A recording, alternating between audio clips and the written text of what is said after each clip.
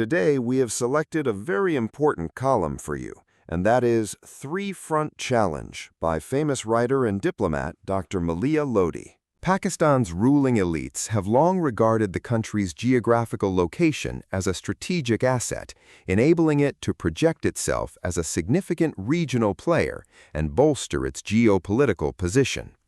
But location cuts both ways. It has also been a liability. Few countries have faced the headwinds from their geography as Pakistan, an overbearing and hostile eastern neighbor, contested borders inherited from colonialism, unresolved Kashmir dispute, volatile neighborhood, and a western neighbor roiled by strife and foreign interventions, all combined to create a permanent security dilemma. That dilemma drove the country's enduring search for stability.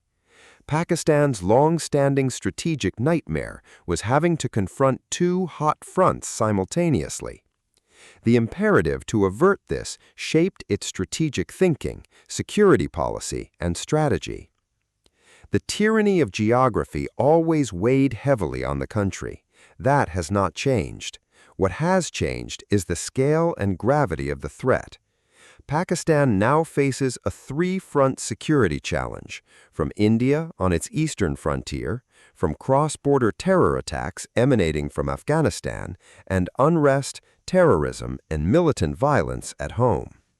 The most troubling aspect of the internal security situation is that never before have two of Pakistan's provinces been so destabilized at the same time. In the past, both saw violence, but it was localized, confined to specific areas, not province-wide. Never before did Azad Jammu and Kashmir erupt with violent public protests as being witnessed today. The use of coercion and strong-arm official actions have only worsened the situation. The spike in militant attacks across KP and Baluchistan continues. In the first 6 months of 2026, there were over 200 terrorist attacks, almost entirely by the Tehreek-e-Taliban Pakistan in KP, with 300 people killed. The areas of attacks have expanded, which shows a worrying increase in the outlawed group's reach. Baluchistan saw more than 100 attacks in the same period, mostly by the Baluchistan Liberation Army. The militant separatist group has also demonstrated greater reach and diversified its targets. They range from railway tracks, gas pipelines, state buildings, and foreign investment projects to the non-Baloch settler population.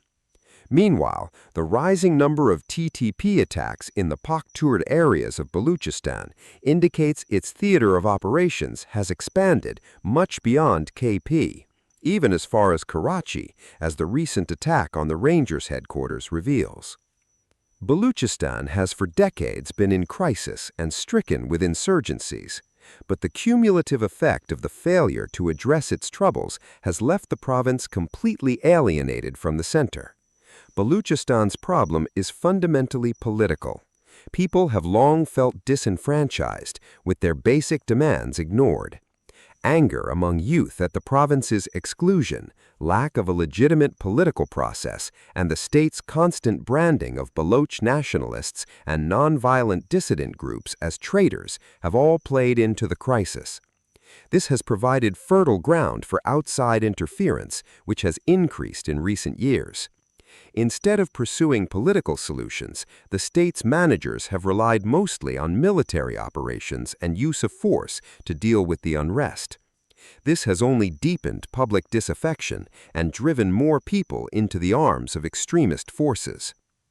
In KP, governed by the opposition PTI, the security challenge is compounded by the fact that the federal and provincial governments are at loggerheads. They also diverge on how to deal with militancy. The mistrust between the local population and security forces remains a major impediment in the fight against terrorism. The response to militant violence is predicated primarily on kinetic means, absent meaningful efforts to win community support. Yet effective counterinsurgency rests heavily on trust. AJK is facing unrest and a virtual public revolt, with the region paralyzed by violent protests. This political crisis had been brewing for the past several years. Alienation grew with a government system run from Islamabad, which also failed to address AJK's economic problems, including youth joblessness. Resultantly, a broad-based coalition of civil society and political groups, the Joint Awami Action Committee, emerged to press its economic and political demands. Despite the authorities' earlier accommodation of some economic grievances, they later banned the committee and used force to deal with the situation. They failed to see the serious implications of losing Kashmiri hearts and minds for Pakistan's position on India-occupied Kashmir. Already, prominent leaders from occupied Kashmir are voicing concern over the loss of life in AJK. The standoff continues between protesters and law enforcers with no end in sight to the crisis. The issue of reserved refugee seats lies at the heart of the protests. JAAC demands their abolition as they are manipulated by the powers that be to make and unmake governments. With elections looming, there is no resolution yet. The threats to Pakistan's security from its two external fronts remain clear and present. In the east, Pakistan faces an Indian government that routinely hurls threats. Having suspended the Indus Waters Treaty last year, it says it will not allow a single drop from India's rivers to enter Pakistan. Other than weaponizing water, India is significantly upgrading its military capabilities and has embarked on a major rearmament program. More alarmingly, India is now putting its nuclear arsenal in deployment mode. It has mated 12 nuclear warheads to missiles and operationally deployed them, according to the Swedish think tank SIPRI. This is a dangerous departure from the posture of recessed deterrence adopted by India and Pakistan, by which they keep warheads and launchers in separate locations. This aims to ensure a long fuse in a crisis. The undeclared shift in India's nuclear policy will have destabilizing consequences for strategic stability, forcing Pakistan to respond to this emerging threat. The western frontier remains exceedingly unstable. Relations with Afghanistan are frozen, while the border has been closed and trade suspended since October 2025, when deadly clashes took place between the two neighbors. Hostilities erupt from time to time, with Pakistan launching airstrikes across the border against militant targets. Islamabad has sought to mount pressure and raise the costs for Kabul for its unwillingness to move against the TTP. But so far, this has not produced the outcome Pakistan wants.